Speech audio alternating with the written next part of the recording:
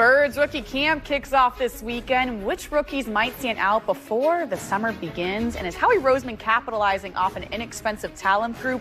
We'll share which side of the ball is making more out of less. And Barrett Brooks will break down new Eagles cornerback Mckenzie Williams. Where is he going to play is the question. And with that, welcome into Birds Huddle, presented by Toyota, official automotive partner of the NFL, along with Dave Zangaro, Mashlin Sullivan. And the Eagles rookie camp is already here, being held tomorrow and Saturday this weekend in Philadelphia. They've invited several undrafted players to work out in addition to their most recent draft class. Our first chance to get a look at these guys. And one invite making headlines is former rugby player Carson Puta. The 21-year-old is 6'1", 243 pounds, training at linebacker and edge. And Dave, this is oddly familiar to Jordan Mailata's success story. Could they really make this 2 in a row? Probably unlikely, but it's fun to think about that and to dream about it. And if there's one team that could do it, I guess the Eagles already have, so why not? Yeah, it's interesting stuff there. And any chance to pull up rugby footage of Jordan Mailata back in the good old days, it is always worth it because it translated so well, so why not give it a shot? And there's always one success story. Maybe it's him this weekend. Yeah, you never know. It's fun. Maybe you keep a guy around, he ends up on a practice squad, and then 3 years down the line, maybe he gets in a game for you. Yeah, perfect. We'll see if that happens, as it's time now for our three-point stance presented by Toyota. Number one, the rookies, they can make an immediate impact on the Eagles starting this weekend. The Eagles didn't used to play nearly as many rookies as they did last season. They really started relying on them, and now they're definitely relying on a strong first impression, especially this weekend, where they can contribute right away because there are some spots up for grabs here. Yeah, and it is true when you think about it. Before last year under Nick Sirianni, they just really didn't like to play rookies very much. And then last year you have Quinyon Mitchell, Cooper DeJean, Jalix Hunt by the end of the year. These guys played significant roles. Yeah, you look at it this year, Jahad Campbell's the #1 pick of this class. There are some questions, right? Like, it starts with his health. Is he going to be healthy enough to start the season coming off that shoulder surgery? We don't know that yet. We don't even know where he's going to major in, what spot, whether it's linebacker or edge rusher. But either way, I think he's going to see the field quite a bit as a rookie. If he's a linebacker, I think there's a good chance he ends up starting at least early in the season if Nakobe Dean is on the PUP list with that knee injury he suffered. And then if he's an edge rusher, that's kind of natural. Then you're able to just get in that rotation and play like that. The second-round pick, Drew Makuba, I mean, he's going to be in a competition with Sidney Brown for that starting safety job. I'd give the edge right now to Makuba because they drafted him. And Vic Fangio's already here. You know Vic likes him, so I think he's got a shot to play. And then their fourth-round pick, 111 overall, Ty Robinson. Typically fourth-round picks, you're thinking, well, maybe he's not going to play that much, but they didn't draft a defensive tackle in the first or second round, so they lost Milton Williams. That production, those snaps have to come from somewhere. More Ujma is going to play more. Jordan Davis is probably going to play more, but then you need someone to step into their roles. Ty Robinson has a chance to play quite a bit. And then one more guy I'll mention is Smile Mondon, who probably isn't going to sniff the field on defense, but he is super athletic, super fast. He is going to be a special teams demon for the Eagles. Yeah, a lot of good opportunities there, that's for sure, right away, which leads us to number two. Howie is getting inexpensive talent on defense. And since 2022, 12 of the Birds' 15 selections in the first 4 rounds of the draft have been defensive players. They're relying on this big time, but the money is going to the offensive side of the ball. Here's a look at all the Eagles making at least $15 million per year. 8 of those 10 are offensive players. Most of the defensive starters are still on their rookie contract. So, Dave, this is the secret. The Eagles have been able to pay for your offense, draft your defense. I do think there's an expiration on this when they have to pay guys like Jalen Carter. You're going to see this tide turn, but overall, this is a great way to have your team set up. Yeah, it's necessary. Honestly, like, you need to supplement all that money on offense with cheap talent on defense. You're right. At some point, the pendulum's going to swing at least a little bit when you have Jalen Carter, Nolan Smith, Quinyon Mitchell, Cooper DeJean. All these guys are eventually going to get top of the market money, but until then, it makes sense to see the way the Eagles have handled this. You look at their starting lineup on defense right now. If they were to line up and play a game, I think 9 of 11 starters, depending on who you put in there, are going to be on rookie deals. And the ones that aren't, Zach Bond, who just earned his money, he got paid, and Reed Blankenship, who isn't making very much money, right? So one of the highest paid defensive players is Bryce Huff, who doesn't play. He doesn't really even factor into what they're doing. Yeah, but it tells you that, like, Yeah, they're not going to shy away from spending money on defense, but it's not the way this team needs to be built right now. You look at all that talent on offense. Like, you have to pay your offensive line. You have to pay Jaylen Herz. You have to pay those 2 receivers. And Saquon, what a difference he made. So all of that makes sense. You got to supplement it with cheap players on defense. And Howie has drafted them. Like, if Howie doesn't draft this well and the defensive coaches don't develop them to this level, we're talking about a problem. Yeah. But it's not a problem because they've nailed these picks, and I give so much credit to the defensive coaching staff, Vic Fangio on down, for developing these players. Right, because you would have success for a couple of years if you ran it this way, but then when the tide turned where you got rid of all these guys in free agency on defense, you would run into a massive problem. And that's going to be the biggest question going into this year. Can you overcome what you lost on defense and free agency quickly with these draft picks? Yeah, it's a big thing. And they did lose talent, no question about it, but they prioritized, right? You have to prioritize who you definitely have to keep, and Zach Bond was priority number 1, and it kind of bucked the trend. You're thinking the Eagles aren't going to prioritize an off-ball linebacker, and they're not prioritizing an off-ball linebacker. They're prioritizing Zach Bond, who was an unbelievable playmaker for this team. It's hard to imagine that defense last year without him. So they said, all right,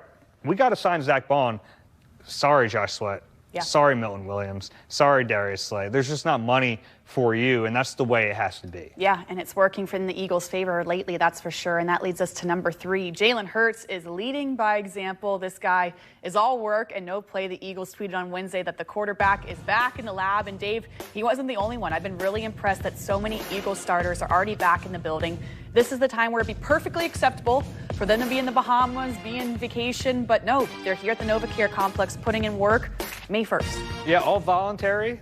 Really just one day of mandatory camp this spring, and they're going to have good attendance. And it starts with Jaylen Herz, your team leader, your quarterback. If he's there, the rest of the guys are going to follow. They've been following him since he got here in 2020. And yeah, you're right, because they win a Super Bowl. It's a long season. You probably want some time off, but everything we've heard from guys like Jaylen Herz and A.J. Brown has been like, no, we have to get back to work. And I always think back to what Jaylen Herz said during the Super Bowl to Grant Calcaterra, that the last loss hurt his soul.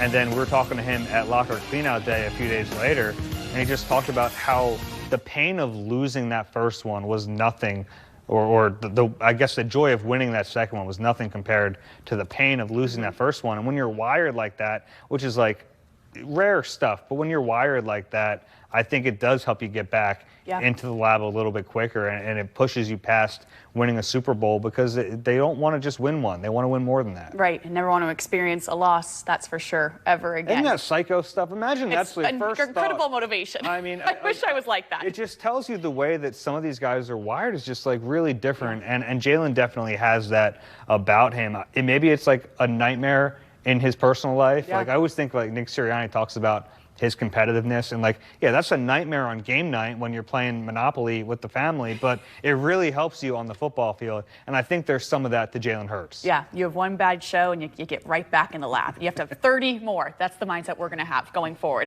Back. What's going on? It's Howie Roseman from the Eagles. What's going on with you? How you doing? Man, I'm blessed, man. Are you? You're going to be even more blessed. You're a Philadelphia Eagle, brother. Oh, yeah, man. Let's rock out. Let's do it.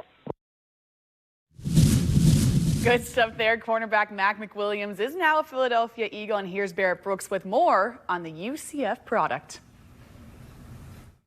The Eagles wait till late in the draft to pick up a cornerback as opposed to what happened last year. But they went out and got a guy, McWilliams, out of Central Florida. You look at his measurables, 5'10", 191 pounds, ran a 4.41 40. That's pretty cool for a corner. That's really good speed for a cornerback. But when you watch this guy, it's not necessarily what, you see on film as far as how he plays the game in man-to-man situations or zone situation, but his awareness on how to play the game. They put him in a lot of situations at Central Florida where he was inside and outside. And here in Philadelphia, you got to play everywhere. So here he is outside. But look, this little receiver, this is a big receiver, big receiver. You're not going to block. He comes up and imposes his will on the running back. Great tackle for a smaller, you would say smaller DB. Here he is right here. It's a blitz situation. He's got to check the run, make sure he didn't give the ball up, but then turns around, gets a sack. But where I like him in the slot position. I think that's where he'll play here, in the slot position. Here he is in the slot. Now, that's Shedeur Sanders, and this is Travis Hunter.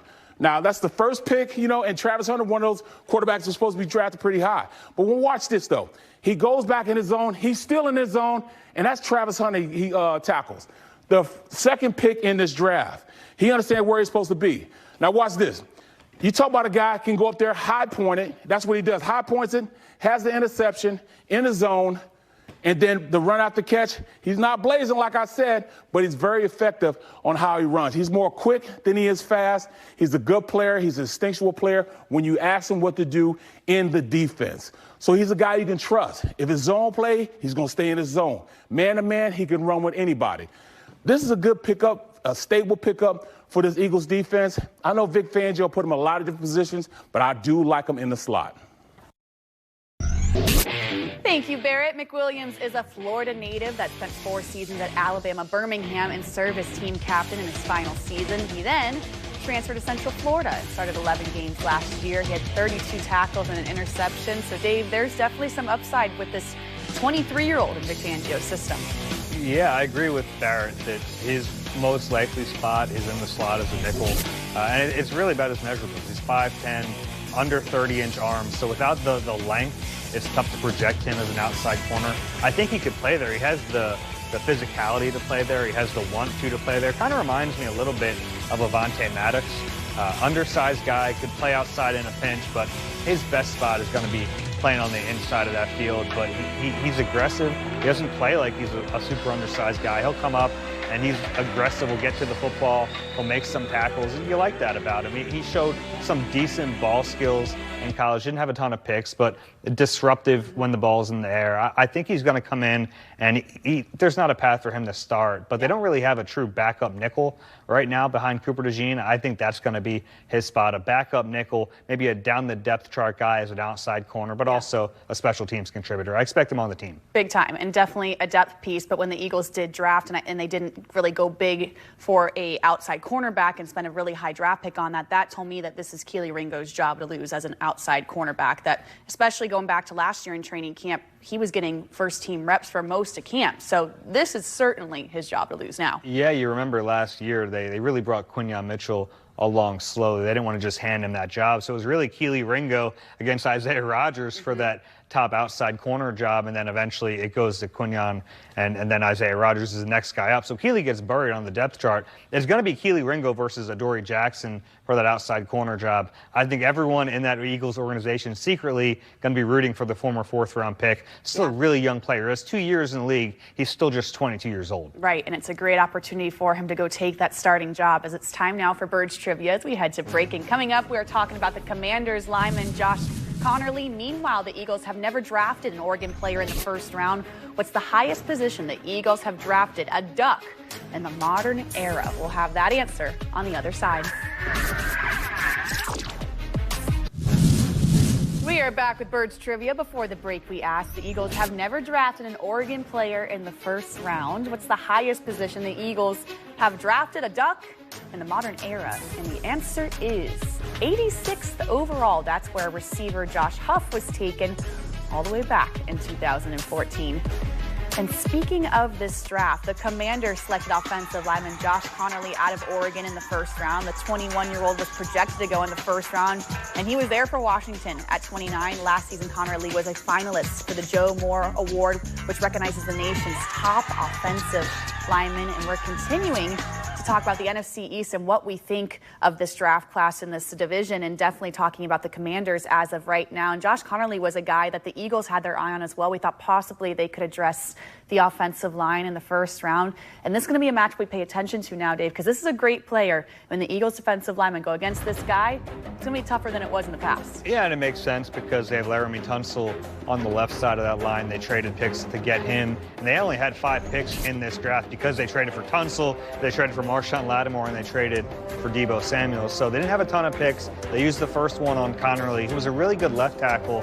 It's a bit of a projection to put him on the right side of the line. He went down to the Senior Bowl in Mobile and played on the right side of the line. And there were some shaky moments from the clips I've seen down there. There was one in particular, Marshall's Mike Green kind of blew him up on a bull rush. So I think it's going to be a learning process for him at right tackle, and it's going to take a little while. But ultimately, you understand it. Some people think he might have the flexibility to play guard in the NFL. I think the Commanders are going to wisely just say, hey, you're our right tackle. There are going to be some moments with you that aren't great, but long term they have to protect Jayden Daniels. He's their best player. He's their franchise quarterback. You can't let him get sacked like he did last year. Right. This is definitely an investment on Jayden Daniels, and you can build through free agency when you have Jayden Daniels on a rookie deal. But you look at this matchup, which we're going to talk about at length every time the Commanders and the Eagles go up against each other now, is Jordan Davis going against Josh Connerly. And this Commanders offensive line, it's definitely a big needed improvement for the Commanders because Jayden Daniels did get sacked way too often last season. Yeah, if you have your quarterback, protect him. I mean, it's really simple, and it's oversimplifying this whole process, but I think that's the wise way to do it. If you have your signal caller, you have your guy who's going to be your quarterback for the next decade, you make sure that guy is upright, because we've seen far too many times in this league a young quarterback out there just running for his life, and that's not the position you want to be in. A lot of people thought the Commanders were going to go defense with that first pick. And that would have made some sense, but I certainly understand trying to protect your franchise QB. Yeah, the Commanders definitely need a lot of holes to fill here, as they only had 5 draft picks but spent a ton in free agency, which you can do when you have that rookie quarterback there. And their second-round pick is corner Trey Amos out of Ole Miss. He's 6 feet even, just under 200 pounds. He'll get to learn under veteran Marshawn Lattimore, so that's a pretty cool thing here. But wondering if we're going to see him against A.J. Brown or Devontae Smith. I would guess with this high of a draft pick, yeah, he's going to be a starter. Yeah, I think so. There's a lot to like about him. The Eagles brought him in for a visit too. Has the length to play outside cornerback. And the beautiful thing about this pick for the Commanders is Mikey Sanderstill, who has been a really good player for them, now gets bumped inside, where I think he's a more natural fit based on his size and his length. They've been playing him outside. We kind of talked about Mckenzie Williams. Like, can he play outside? Maybe. It's not ideal. And that's the same thing with Sanderstill, who's been really aggressive, a fun player. But, man, he just fits inside so much better. So this moves him back to his natural spot. You have Amos and Lattimore. All of a sudden, all right, that's not bad. Of course, the Eagles have some good receivers that they'll be able to test them quite a bit. Yes, and I do think the Commanders, it certainly seems like they're getting better by the season. So a matchup we'll be paying attention to certainly this year.